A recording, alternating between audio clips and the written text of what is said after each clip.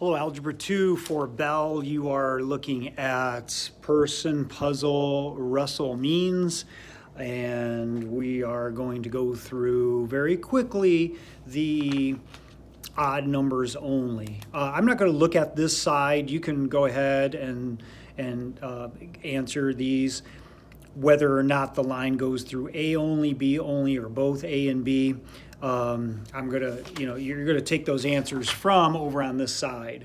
So you're given the same equations, and you gotta say whether the line goes through A and B, A or B. Okay. So how did I get these? So for number one, I look at my y-intercept. Remember, this part is your y-intercept.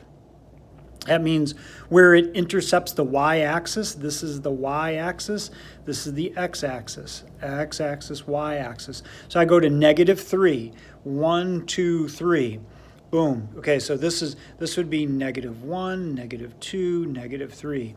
This is 0 on the y and 0 on the x also. And then this is 1, 2, 3, and so on and so forth. Remember, for the x, this is 1, 2, 3. And this is going to be -1, -2, -3, and so on. I'm not going to do this for each one. I just want to remind you what we're doing. And the slope is 2. What that means, remember, slope. This is slope. This is your m. This is the slope. And remember, that is rise over the run. So if I have a 2, that's, 2 over 1. You got to write it as a fraction so you know your rise over the run.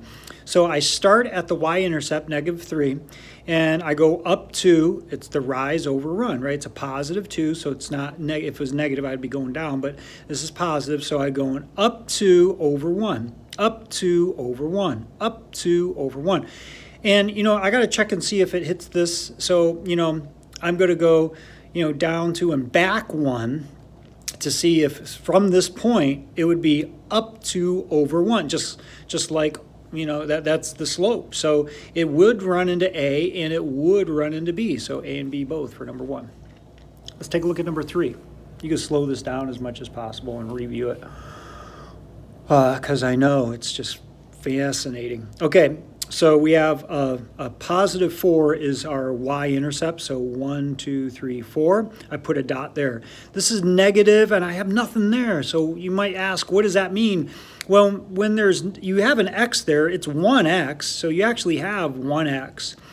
But it's going to be, make it like a fraction, so it's a -1 over 1. So it goes down 1 over 1.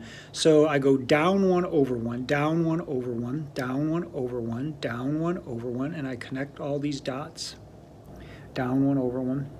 When I go down 1 over 1. Notice that it misses B. It's A only. For number 5, try the even ones on your own. Go ahead and make mistakes. We learn from that. Anyways, so I start at my y-intercept, which is +6. So 1, 2, 3, 4, 5, 6. And I'm going down. Remember, this is a 4, since it's just a whole number, 4 over 1. So I'm going down 4 over 1. So down 4 over 1, down 4 over 1, put a point. Down 4 over 1, put a point. It's already there. It's B, so it hits both A and B for number 5.